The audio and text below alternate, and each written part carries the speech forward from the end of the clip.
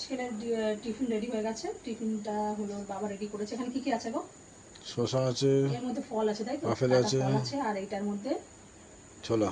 ছোলা আছে। ছেলে বেরোবে কটায় বেরোবে? 7টায় বেরোবে। 7টায় বেরোবে। ছেলে এখন রেডি হচ্ছে, দেখিয়ে দাও একটু। ছেলে এখন রেডি হচ্ছে অফিসে যাওয়ার জন্য, আর টিফিনও রেডি হয়ে গেছে, টিফিন গুছিয়ে দেওয়া হবে। কটা ট্রেন ধরবি শুধু? 7:20।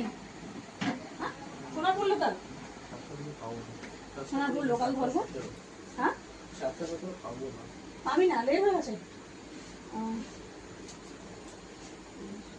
তো টিফিনগুলো প্লাস্টিক রেডি করতে তাই না? প্লাস্টিকের বেঁধে টিফিনগুলো দেওয়া হবে।